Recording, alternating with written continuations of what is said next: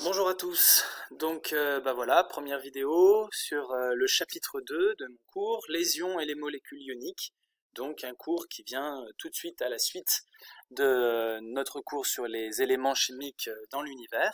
Donc ici, en arrière-plan de cette page de carte, je vous ai présenté le réseau moléculaire qu'on verrait si on regardait un cristal de sel de table, avec un très fort microscope. Donc ici, vous voyez deux types d'atomes. Vous avez ici en vert les atomes de chlore et ici en bleu les atomes de sodium. Et un cristal de sel de table, c'est ça. C'est une succession d'atomes de sodium, chlore, sodium, chlore, sodium, chlore, dans toutes les directions de l'espace, ce qui fait que le cristal a un volume. Alors, dans ce cours-là, sur les ions et les molécules, je vais vous parler dans un premier temps donc de ce que ce sont que les ions, qu'est-ce que c'est et comment est-ce qu'on peut écrire leur formule. Dans un deuxième temps, on parlera des molécules et des molécules ioniques de manière très rapide. Encore une fois, comment est-ce qu'on peut écrire leur formule. Et en 3, je vous présenterai un certain nombre de tests d'identification des ions avec des réactions colorées que j'espère on aura le temps de faire en TP.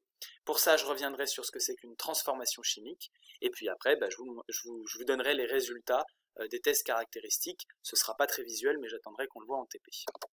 Alors, les ions, en fait, vous êtes familier avec ce que c'est que les ions, puisque vous avez déjà tous regardé l'étiquette d'une bouteille d'eau minérale et que vous avez pu voir ce qu'il y avait sur ces étiquettes. Là, si on lit, on tombe sur du calcium au début. Alors, on retrouve le symbole Ca sur cette étiquette, mais il n'y a pas marqué que Ca, il y a marqué Ca2+, ce qui prouve que le calcium, il est là sous une forme transformée.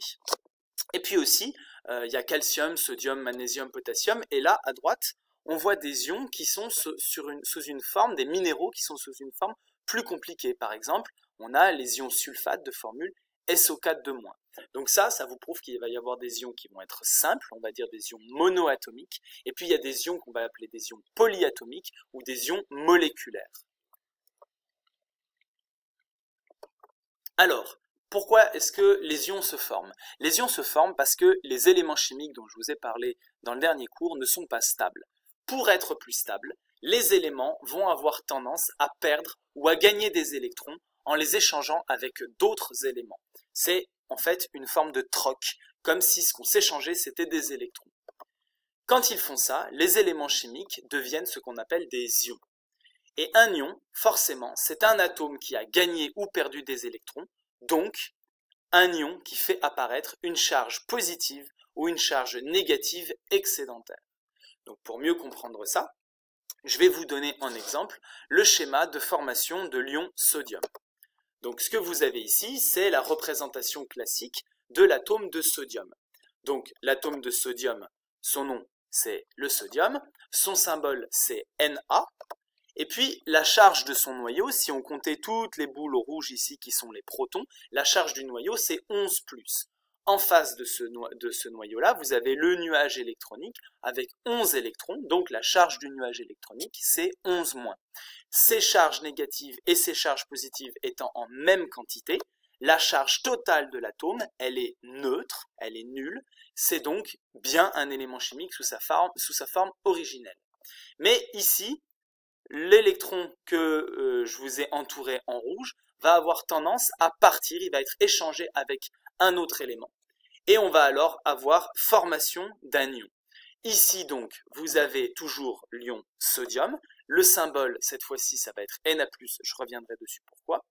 Et vous avez toujours la charge du noyau qui est 11+, rien n'a changé au niveau du noyau. Par contre, au niveau du nuage électronique, vous voyez que l'électron qui était ici a en fait disparu. On a un manque d'électrons, donc on a une charge globale du nuage électronique qui est cette fois de 10-. Et donc, on a une charge totale de l'atome qui est de 11 plus 11 moins, ça fait bien une charge totale positive excédentaire. Et c'est pour ça que cet ion, on l'écrit sous la forme Na+. On reprend le symbole du sodium, mais on met plus en haut à droite parce qu'il y a une charge excédentaire plus. Maintenant, un autre exemple, mais dans l'autre sens, le schéma de formation de l'ion chlorure. Si vous avez ici le schéma classique de l'atome de chlore, bon, vous retrouvez les différents éléments, c'est-à-dire l'élément c'est le chlore, son symbole c'est Cl, il y a 11 protons à l'intérieur du noyau, donc la charge du noyau c'est 17+, et puis il y a 17 électrons autour de ce noyau dans le nuage électronique. Donc il y a une charge globale de 17-. Au total, ces charges 17+ et 17-, elles se compensent. On a donc une charge totale de 0 et un atome qui est neutre. Mais lors de la formation de l'ion, ce qui va se passer, c'est que le chlore va capter, va piquer un électron à un autre atome. Tout à l'heure, le sodium voulait se débarrasser de son électron. Vous voyez que ici, le chlore, il peut piquer un électron au sodium. Et donc, le chlore se retrouve avec un électron de plus que dans la configuration précédente. On a donc un ion que cette fois on va appeler l'ion chlorure. Le symbole c'est Cl-. La charge du noyau, elle n'a pas bougé, c'est toujours 17+, mais par contre cette fois-ci, il y a une charge du nuage électronique qui est de 18-, parce qu'on a gagné un électron en plus. Donc, on a 18 charges négatives en face de 17 charges positives. Ça fait bien qu'on a une charge totale qui est de une charge négative excédentaire. Et c'est pour ça qu'on appelle cet ion chlorure l'ion Cl-. On reprend le symbole Cl pour l'élément chlore, mais on rajoute en haut à droite le signe moins pour dire qu'il y a une charge totale excédentaire négative.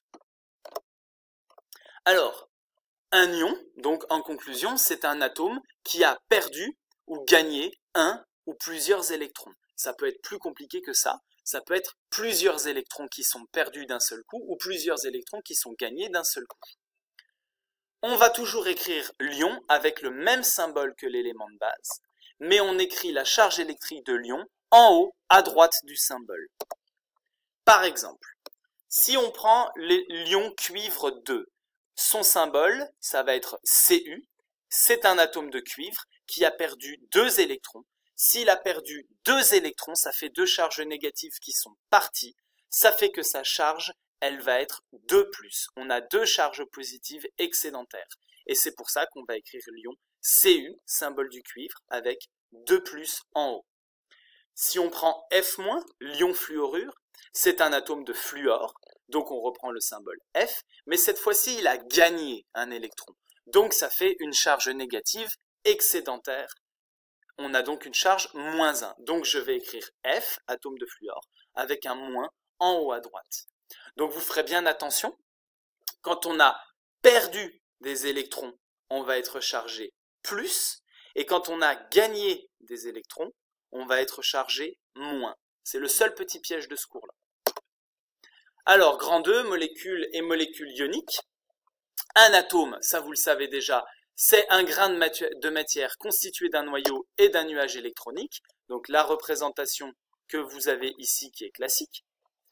Dans certaines conditions, cependant, les électrons d'un atome, ils vont avoir tendance à se rapprocher d'un autre atome. Et dans ce cas-là, ils vont former une liaison entre les deux atomes. Vous imaginez que vous avez ces deux atomes qui sont côte à côte, et vous voyez que les électrons qui gravitent à la marge de ces atomes, c'est comme s'ils allaient former une forme de va-et-vient entre ces deux atomes. Donc, les électrons peuvent faire plus qu'être échangés, ils peuvent aussi être mis en commun, se trouver entre deux atomes. Et ça va faire ce qu'on appelle une liaison entre deux atomes. Eh bien, quand deux atomes se lient entre eux de cette manière-là, ils vont former ce qu'on appelle une molécule. Donc une molécule, c'est ça, ce sont des atomes qui se sont accrochés les uns aux autres. Alors on écrit la formule d'une molécule en écrivant à la suite tous les atomes qui la composent. Par exemple, si on relie un atome de sodium, son symbole c'est Na, un atome d'oxygène O et un atome de chlore Cl, on va écrire la molécule NaClO. Et ça, cette molécule NaClO, ça s'appelle l'hypochlorite de sodium, et c'est le principe actif de l'eau de Javel. On va pouvoir la représenter très simplement, comme ça, en mettant côte à côte un atome de sodium, un atome d'oxygène et un atome de chlore. Et il faut bien imaginer que là, vous avez le nuage électronique du sodium qui vient un petit peu caresser le nuage électronique de l'oxygène, qui est lui-même un petit peu relié au nuage électronique du chlore. Donc c'est une liaison entre ces différents atomes qui est réelle.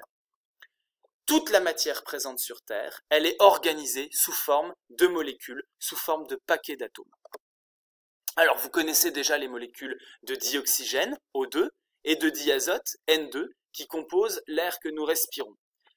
Vous remarquez que le nombre d'atomes du même élément est toujours inscrit en bas à droite du symbole de l'élément. Par exemple, ici, N2, ça va être une molécule qui est composée de 2 atomes d'azote, symbole N.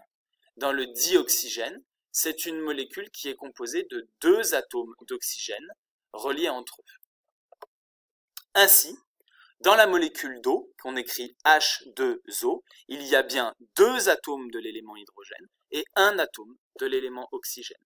Et c'est toujours comme ça qu'on écrira les molécules.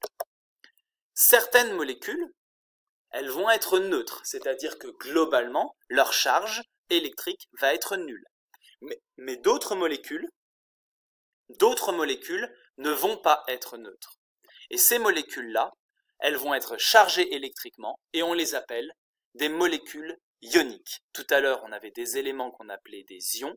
Maintenant, on a des molécules qu'on appelle des molécules ioniques. On a fait un pas de plus. On peut par exemple reparler de l'ion dont je vous ai parlé tout à l'heure, l'ion sulfate de formule SO4 2-. Si on comprend bien cette formule, on a bien un atome de soufre relié à 4 atomes d'oxygène et la charge globale de cet ion, c'est 2-. Donc on a bien SO4 et en haut à droite, marqué 2- pour dire que cette molécule, de manière globale, elle a une charge électrique 2 fois négative.